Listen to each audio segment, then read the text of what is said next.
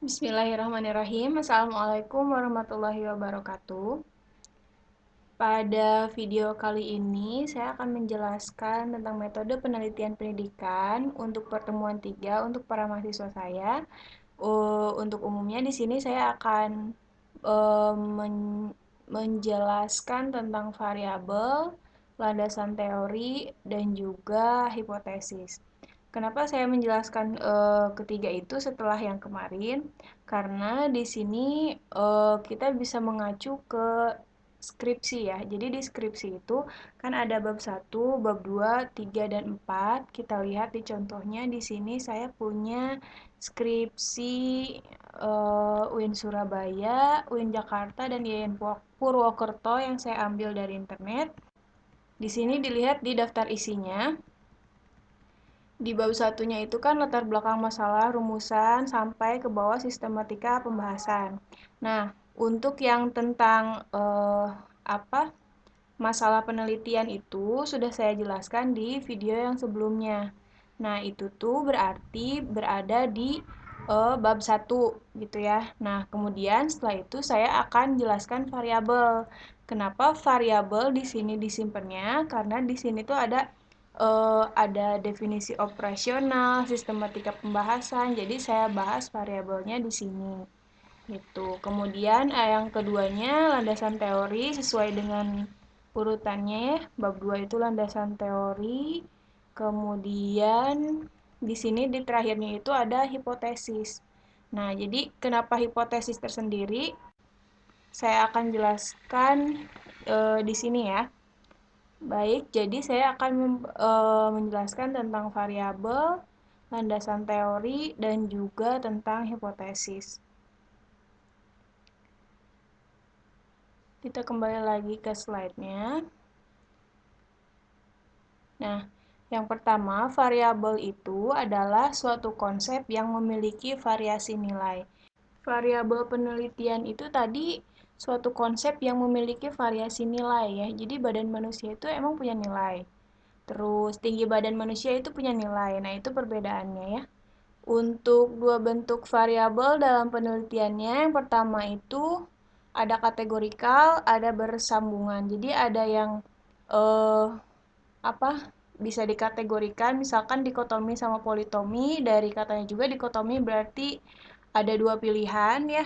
Kalau misalkan politomi itu banyak pilihan gitu. Jadi kalau dikotomi misalkan di sini kan jenis kelamin ya, ada laki-laki dan perempuan, hanya dua itu pilihannya gitu. Itu dikotomi variabel kategorikal dikotomi. Untuk yang politomi misalnya jenis pekerjaan banyak ya, atau juga misalnya tingkat kecerdasan itu masuknya politomi.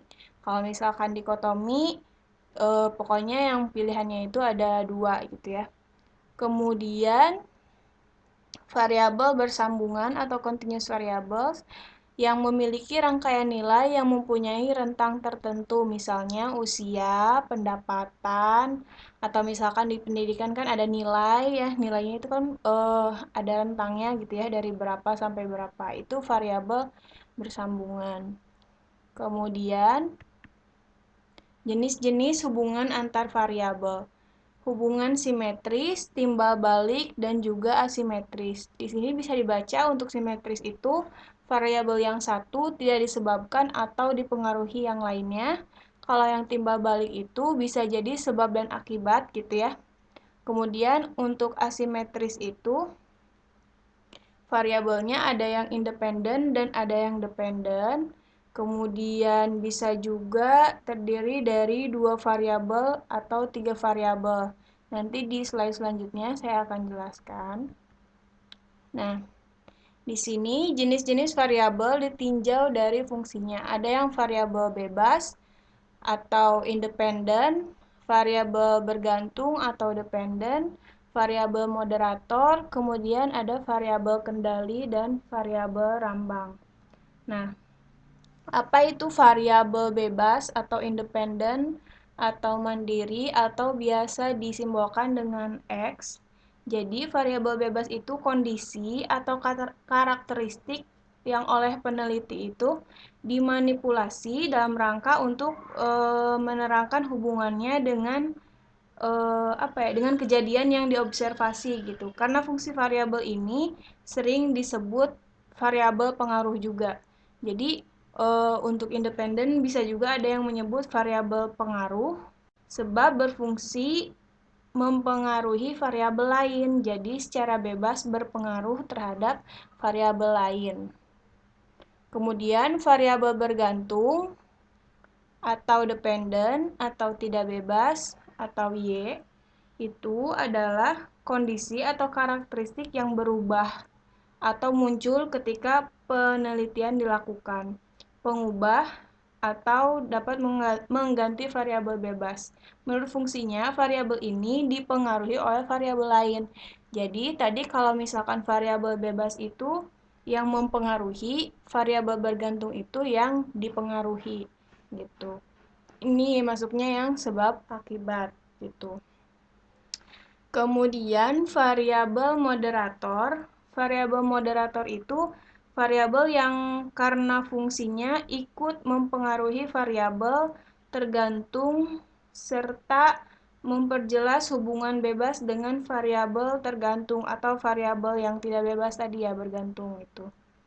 Itu kemudian variabel kendali adalah variabel yang membatasi atau mewarnai variabel moderator. Variabel ini berfungsi sebagai kontrol terhadap variabel lain, terutama yang berkaitan dengan variabel moderator tadi. Kemudian variabel rambang itu variabel yang berfungsi menghubungkan variabel satu dengan variabel yang lain. Hubungan itu dapat menyangkut sebab akibat atau hubungan pengaruh dan terpengaruh. Kalau misalkan eh, di judul itu kayak ada pengaruh, ada peningkatan, itu namanya variabel rambang ya. Gitu. Nah, untuk kita lihat di contoh skripsi yang sudah saya download ini ya. Di sini judulnya pengaruh keikutsertaan program tahfidz Quran di pesantren terhadap bla bla bla ya sampai akhir. Nah, itu berarti variabel independen dan dependennya itu apa? Kemudian variabel apalagi tadi moderator, kendali dan rambangnya apa gitu. Apa yang dipengaruhi dan apa yang mempengaruhi gitu. Bisa dilihat di sini pengaruh itu lambang tadi ya, pengaruh keikutsertaan program tahfidz Quran di pesantren Aulia terhadap prestasi belajar mata pelajaran. Berarti eh, prestasi belajarnya itu yang dipengaruhi gitu ya. Nah, program tahfidz Qurannya ini adalah yang mempengaruhi seperti itu. Ini mata pelajaran pendidikan mahasiswa SMK Yo Sudarso Sidoarjo. Di video sebelumnya sudah saya jelaskan ya, untuk pembuatan judul itu ada apa? Ada subjeknya, ada sekolahnya gitu ya. Itu seperti itu. Di apa ya? Untuk mengetahui ini variabel itu apa sih seperti itu. Jadi variabel itu ada di dalam judul juga ada. Kemudian setelah ada di judulnya itu variabelnya di sini kita lihat di daftar isinya kembali. Di sini ada definisi operasional. Nah, walaupun memang di setiap skripsi universitas beda-beda ya, cuman sebenarnya definisi operasional itu baiknya ada di bab 1. Jadi definisi operasional itu tadi kan yang saya maksud ada variabel-variabelnya. Di sini dijelaskan di definisi operasional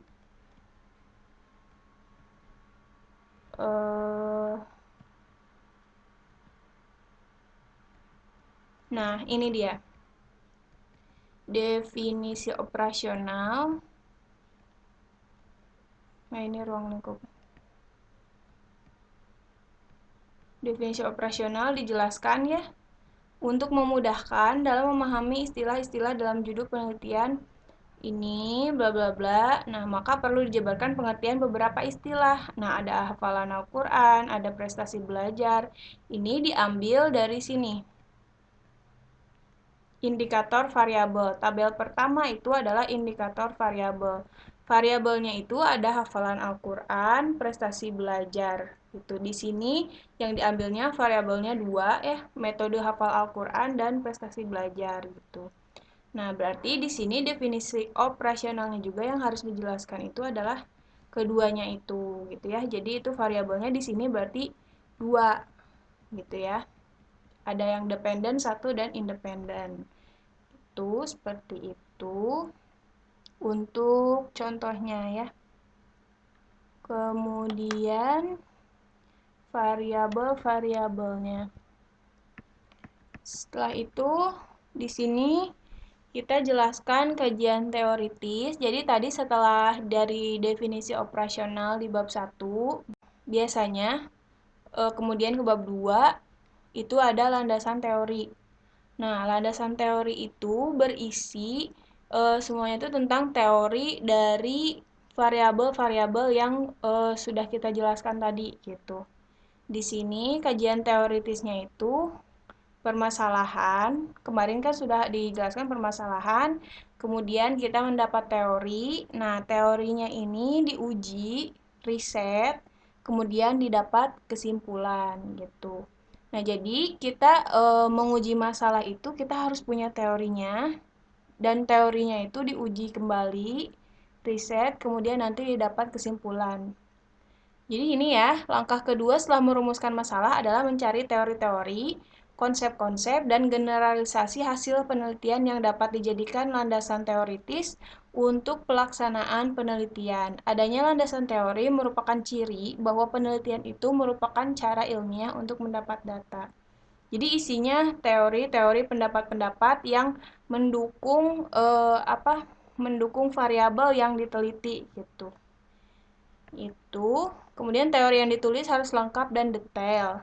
Tapi jangan terlalu menguraikan hal yang yang tidak terlalu relevan gitu dengan dengan variabel yang kita teliti gitu. Jadi kalau misalkan tadi yang hafalan Al-Qur'an, kemudian prestasi belajar, nah di sana dituliskannya di sekitar itu ya, yang punya teori ini. Jelaskan teorinya gimana, kemudian menurut kalian gimana, teori ini gimana, menurut kalian gimana gitu ya. Seperti itu. Terus kemudian mengemukakan deskripsi dan kajian teori-teori yang relevan, membahas kelemahan dan keunggulan teori yang digunakan dibandingkan dengan teori lainnya, membahas secara sistematis hasil-hasil penelitian terdahulu yang relevan dengan masalah penelitian. Kita lihat di skripsi ini, kita ke bab 2. Di sini tadi kan ya, program tahfiz Quran itu kan menjadi variabelnya, variabel yang mempengaruhinya.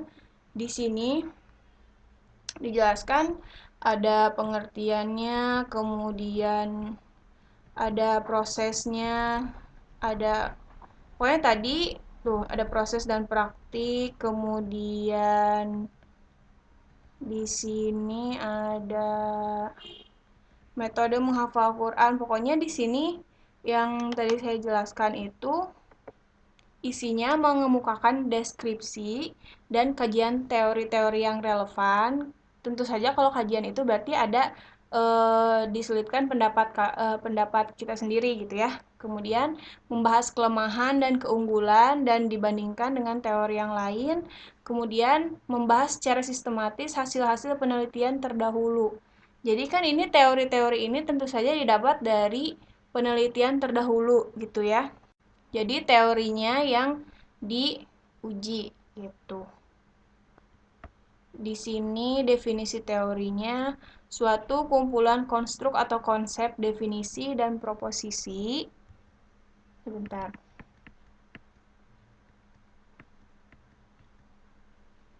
Yang menggambarkan fenomena secara sistematis atau seperangkat konsep, asumsi dan generalisasi. Jadi intinya Teori itu adalah kayak seperangkat konsep, asumsi, dan generalisasi yang dapat digunakan untuk mengungkapkan dan menjelaskan perilaku itu.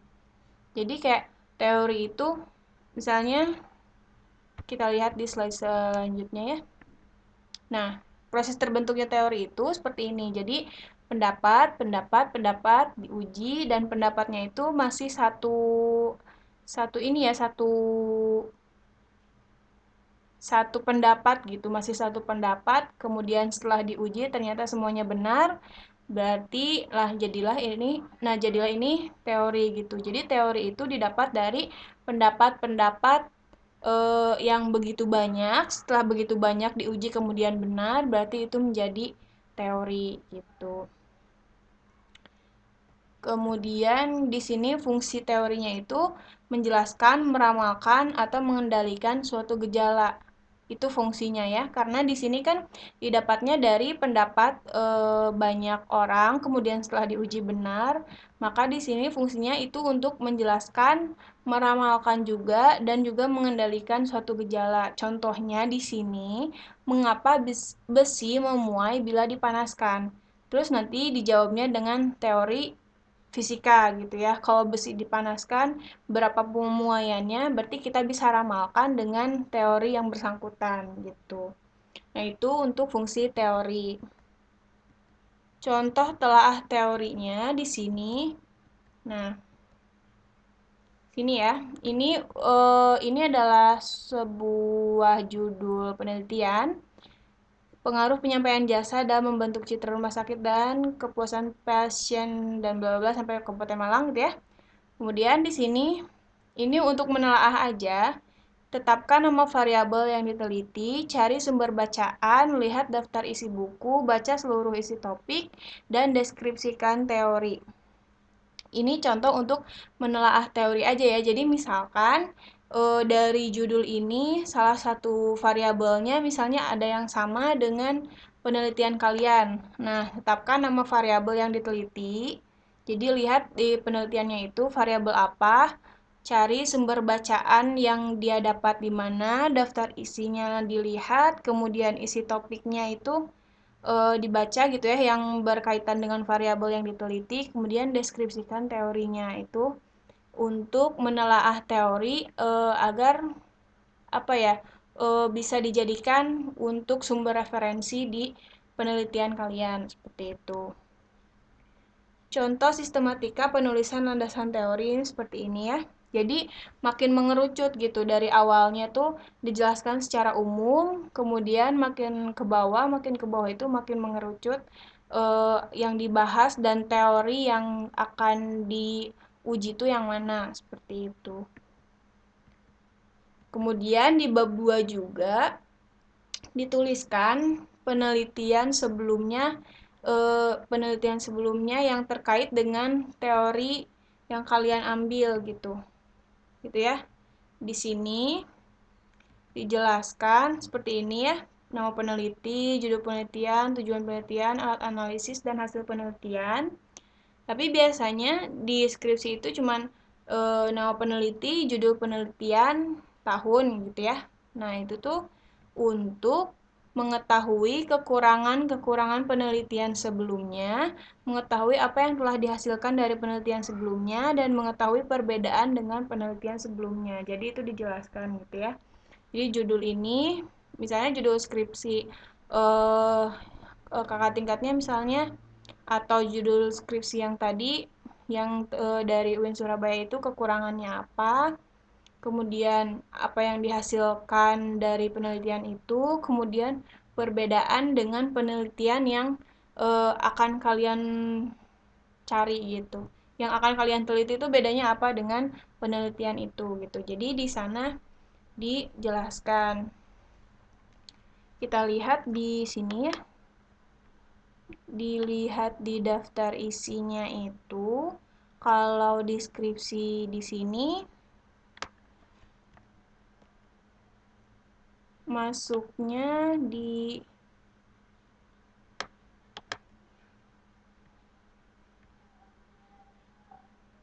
masuknya di sini nih, di bab 1 ya, penelitian serupa.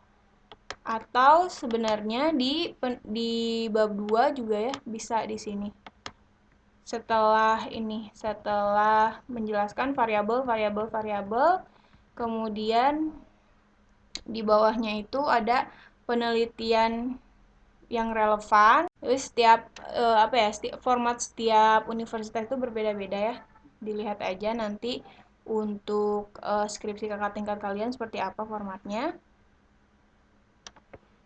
Itu untuk penelitian empiris. Empiris itu penelitian terdahulu yang relevan gitu ya. Kemudian di sini ada kerangka pemikiran. Kerangka pemikiran merupakan miniatur keseluruhan dari proses penelitian. Jadi sebaiknya memang di sini tuh ada di bab 2 itu kerangka pemikirannya. Di sini nggak ada ya. Atau di sini disebutnya ruang lingkup penelitian. Itu ada yang di bab 1, ada yang di bab 2 gitu. Makanya saya bahas sekarang untuk kerangka pemikirannya. Kerangka pemikiran itu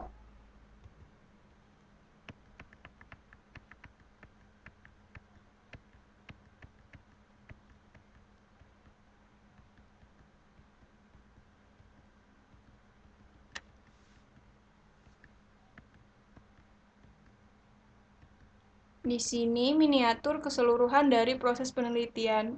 Jadi di sana dijelaskan proses penelitian itu dimulai dari observasi, dimulai dari observasi, kemudian ke mengambil permasalahan, kemudian sampai akhir gitu ya, sampai ke laporan dan harus menerangkan ini di sini. Mengapa penelitian dilakukan, bagaimana proses penelitian dilakukan, apa yang akan diperoleh, dan untuk apa hasil penelitian diperoleh. Biasanya di sini untuk kerangka pemikiran nggak sampai yang proses dari awal sampai akhirnya itu dijelaskan gitu ya, tapi isinya tuh apa rinci tapi menjelaskan tentang ini gitu. Menjelaskan tentang ini tapi menjelaskan juga tentang proses penelitian kalian gitu. Itu seperti itu untuk kerangka pemikiran. Di sini nih, seperti ini. Kerangka pemikiran kan di awal dari permasalahan, misalnya permasalahannya apa, kemudian strateginya, teori yang akan diambilnya untuk memecahkan masalah itu tuh apa gitu. Kemudian buat ini apa namanya, pertanyaan penelitian gitu.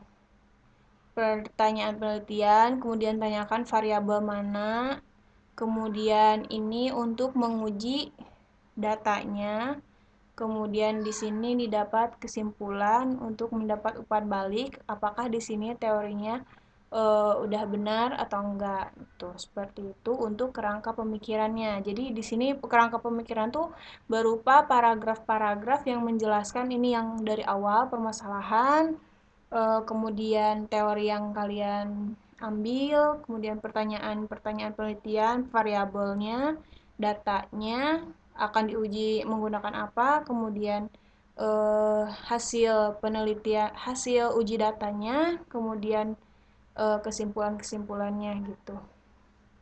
Itu kerangka pemikiran. Untuk ini ya, untuk proposal kan kerangka pemikiran itu proposal berarti sebelum penelitiannya di ini ya dilaksanakan gitu. Nah, berarti kalian tuh cukup sampai misalnya di sini sampai analisis data yang digunakan mau apa gitu. Nah, kan kesimpulannya belum ada karena belum dianalisis kan. Jadi untuk proposal bisa sampai sini gitu. Sampai sini. Untuk sini ke sini itu adalah untuk menulis laporan skripsi atau tugas akhir ya gitu. Skripsi, tesis, disertasi seperti itu. Kemudian di bab 2 juga terakhirnya itu ada hipotesis. Jadi pengertian hipotesisnya itu adalah dari video sebelumnya juga saya sudah menjelaskan ya. Hipotesis itu jawaban sementara atau kesimpulan kalian sementara gitu setelah membaca teori gitu yang akan diuji kebenarannya. Tidak semua penelitian memerlukan hipotesis, penelitian yang bersifat eksploratif dan deskriptif tidak memerlukan hipotesis. Jadi tergantung ke desain penelitian kalian nanti akan deskriptif atau eksploratif. Tapi tentu saja ada batasannya ya. Jadi dibatasi sampai mana. Nah, itu tidak memerlukan hipotesis. Hanya kalian misalnya pakai teori yang ini gitu untuk mendeskripsikan judul kalian gitu, seperti itu. Itu untuk deskriptif dan eksploratif ya.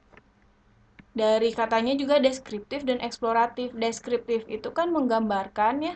Kemudian eksploratif itu mengeksplor gitu sampai sejauh mana gitu. Nah, itu tuh sebenarnya hipotesis tidak diperlukan, tetapi untuk lebih untuk lebih memiliki batasan gitu, kalian mempunyai hipotesis di dalam penelitian kalian tersebut gitu, seperti itu.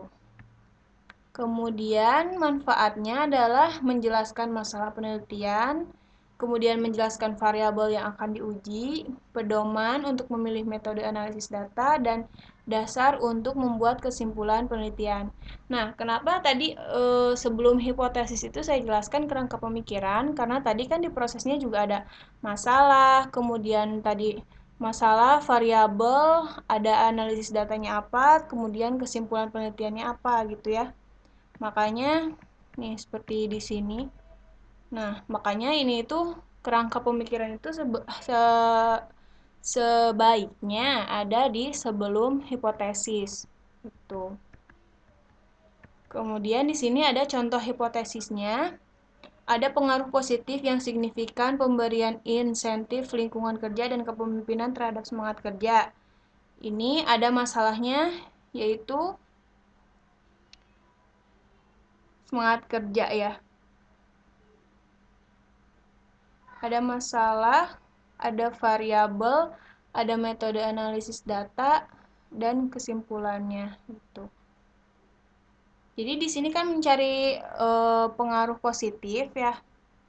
Masalah penelitiannya itu adalah semangat kerja karyawan. Kemudian variabelnya itu ada pemberian insentif, lingkungan kerja, kepemimpinan, semangat kerja, itu adalah variabel penelitian. Kemudian metode analisis datanya itu berarti mencari pengaruh gitu. Nah, pengaruh itu masuknya bisa ke kuantitatif, nanti ada ujinya. Kemudian nanti kesimpulannya seperti apa? Berarti kesimpulannya nanti ada pengaruh positif atau tidak ada pengaruh positif. Seperti itu ya. Kita lihat di contoh ini pun judulnya dia pengaruh keikutsertaan program tahfidz Quran di pesantren terhadap prestasi belajar. Di sini masalahnya berarti ada di prestasi belajar siswa SMK-nya mungkin yang menurun atau seperti apa gitu ya. Nah, variabelnya itu program tahfidz, prestasi belajar, kemudian di sini untuk menguji data untuk mengetahui pengaruh atau tidaknya itu ada di kuantitatif. Di sini ada ujinya nanti, kemudian kesimpulannya gitu ya. Berarti nanti kesimpulannya ada pengaruh atau enggaknya, seperti itu. Kita lihat juga di judul skripsi yang lain. Di sini ada upaya guru pendidikan agama Islam dalam pembentukan karakter akhlakul karimah siswa di MI Muhammadiyah Aji Barangkulon, Kecamatan ya. Ini judul skripsinya. Jadi di sini kita lihat masalahnya apa? Pembentukan karakter. Di sini mungkin pembentukan karakternya kurang atau seperti apa di siswa di MI Muhammadiyah ini. Kemudian variabelnya itu yang di sini ada upayanya, kemudian ada pembentukan karakternya gitu. Kemudian juga ada apa ya? Tadi itu. Oh, datanya ya. Untuk datanya, pengolahan datanya itu. Nah, untuk judul ini upaya guru di sini bisa dilihat dari pembahasan video yang kemarin ya. Kalau upaya itu masuknya kurang lebih ke penelitian tindakan kelas. Jadi di sini penelitian tindakan kelasnya itu si data untuk apa misalnya data di siklus pertama, kemudian kalau misalkan masih kurang datanya dilihat dari rata-ratanya gitu ya, diulangi lagi dengan cara yang sama tapi dengan modifikasi-modifikasi dan revisi-revisi yang lebih baik seperti itu. Ini untuk ini PTK ya kurang lebih ya seperti itu. Kemudian di sini untuk di sini judulnya itu masih sama dipengaruh juga. Berarti di sini nanti tapi di sini ditulisnya studi kasus ya, berarti. Nah, berarti ini kan ada di kualitatif seperti itu. Nah, nanti di kualitatif analisis datanya mungkin ada wawancara, ada apa namanya? Ada kuesioner seperti itu. Nanti datanya diolah dan itu lebih apa ya? Lebih ke subjektif ya kalau misalkan wawancara, kuesioner seperti itu tuh untuk kualitatif lebih subjektif dan disesuaikan tentunya kalau misalkan untuk skripsi kalian sesuaikan dengan pendapat yang dipegang oleh pembimbing kalian seperti itu. Jadi kalau bisa pendapat kalian dan pendapat pembimbing kalian itu disamakan gitu atau gimana ya? Jadi diajak diskusi untuk pembimbingnya itu kalian akan mengolah datanya itu seperti ini seperti itu. Ada alatnya juga kalau misalkan yang kuantitatif itu kan karena pengolahan angka ya. Jadi ada eh, banyak uji-ujinya dan juga bisa menggunakan aplikasi. Itu ini juga untuk kualitatif bisa menggunakan aplikasi. Itu. Tapi walaupun seperti itu tetap aja membutuhkan subjektivitas dari penelitinya gitu untuk penelitian kualitatif itu. Di sini diambilnya studi kasus gitu ya. Berarti hanya di uh, apa sih namanya tindakan untuk di kasus SMP ini aja dan untuk kasus ini aja gitu seperti itu. Itu di pokoknya untuk kualitatif itu lebih subjektif gitu ya untuk pengolahan datanya. Itu seperti itu untuk dasar merumuskan untuk hipotesisnya gitu ya. Tadi contoh hipotesisnya. Kemudian selanjutnya contoh hipotesis tadi terakhir.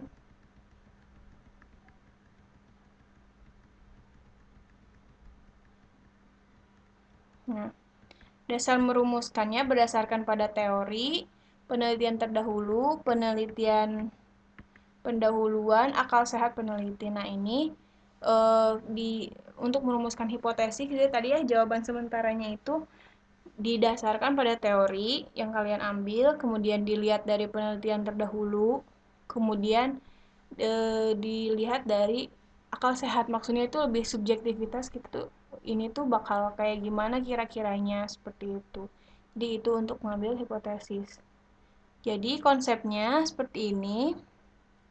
Sumber masalah sehari-hari itu, kemudian kita dapat teorinya dari penelitian terdahulu, penelitian pendahuluan, kemudian akal sehat. Apa itu penelitian pendahuluan? Ini tuh kayak observasi gitu ya. Misalkan kayak kalau misalkan kita mau mencari masalah di suatu sekolah, kita observasi dulu, lihat nilainya atau lihat proses pembelajarannya, itu penelitian pendahuluan gitu. Kemudian perumusan hipotesis, kemudian instrumen penelitian variabel data dilihat dari hipotesisnya tadi ya. Kemudian pengujian hipotesis. Nah, ini tuh untuk menguji si teorinya itu ya. Jadi untuk menguji si teorinya itu melalui kita tuh punya hipotesis dulu gitu. Perumusan hipotesis. Kemudian diolah, pengujian dan kemudian dapat kesimpulan dan implikasi untuk dilihat ini tuh apa bisa untuk memecahkan masalah yang kita punya enggak atau teorinya udah benar enggak seperti itu ya. Nah, jenis-jenis hipotesisnya sendiri tadi Jadi kan untuk dari kemarin juga penelitian kan ada penelitian kualitatif, kuantitatif gitu ya, ada penelitian tindakan kelas. Nah, hipotesis juga ada dibagi tiga. Yang pertama deskriptif, komparatif, dan asosiatif. Di sini kalian bisa lihat contoh-contohnya dan dari apa ya, dari namanya juga dari deskriptif, komparatif, asosiatif itu kalian udah tahu sendiri ya. Untuk deskriptif itu berarti kurang lebih penggambaran gitu. Untuk komparatif itu membandingkan. Untuk asosiatif itu jadi apa ya namanya untuk asosiasi itu. Di sini dilihat ada pengaruh terhadap pengaruh, pengaruh berarti ini sebab akibat gitu, seperti itu.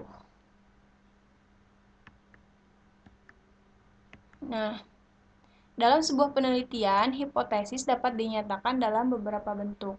Ada hipotesis nol dan hipotesis alternatif. Jadi, kalau misalkan hipotesis nol itu menyatakan pengaruh antar variabel sama dengan nol, atau dengan kata lain tidak terdapat perbedaan hubungan atau pengaruh antar variabel.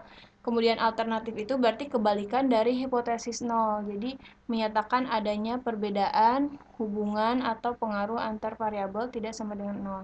Jadi kita kan punya ininya ya, punya apa namanya tadi hipotesis satu ini satu kalimat yang ini misalkan. Nah, kepuasan pasien berpengaruh signifikan terhadap loyalitas pasien. Itu hipotesis kalian gitu ya. Jadi katanya kepuasan pasien itu berpengaruh terhadap loyalitas. Nah, di sini nanti dijelaskan ada hipotesis nol dan hipotesis alternatif. Jadi hipotesis nol itu menyatakan hubungan atau pengaruh antar variabel itu tidak ada, atau bahasa lainnya itu nggak ada perbedaan atau nggak ada pengaruh gitu. Nah, untuk hipotesis alternatifnya berarti terdapat hubungan atau pengaruh yang sama seperti hipotesis kalian yang tadi gitu. Nah, yang diuji adalah hipotesis nol ini gitu. Jadi hipotesis yang menyatakan tidak ada pengaruh atau tidak ada perbedaan gitu. Ini yang diuji. Kalau misalkan ini diuji kemudian ternyata salah atau tidak benar, berarti hipotesis awal kalian itu yang sudah benar seperti itu. Ciri-ciri hipotesis yang baik di sini dinyatakan dalam kalimat yang tegas, dapat diuji secara ilmiah, kemudian dasarnya untuk merumuskan itu kuat gitu ya. Kita lihat di contoh skripsinya untuk hipotesis.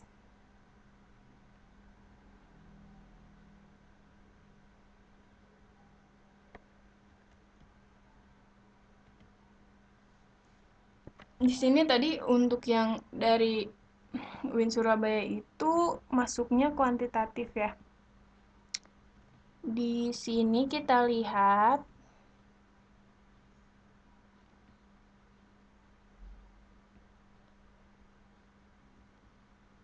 nah, ini hipotesisnya. Dijelaskan hipotesisnya itu apa. Tapi menurut saya tidak terlalu ini ya. Kalau misalkan tidak dijelaskan hipotesis itu apa tuh sebenarnya tidak apa-apa gitu. Nah, di sini hipotesis alternatif dan hipotesis nihilnya. Itu seperti itu. Sudah. Itu untuk bab 2. Itu ya. Ini untuk bab 2. Untuk yang ini nggak ada di untuk ini kalau nggak salah nggak ada deh. Kita lihat. Ini itu tadi penelitiannya tindakan kelas ya. Di sini tindakan kelas.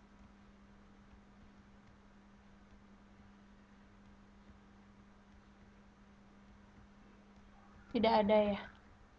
Kalau di sini di skripsi yang kualitatif kita lihat.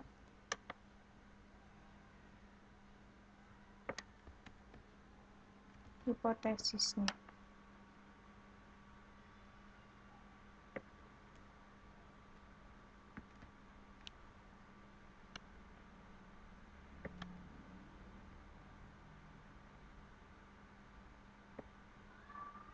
di halaman 31.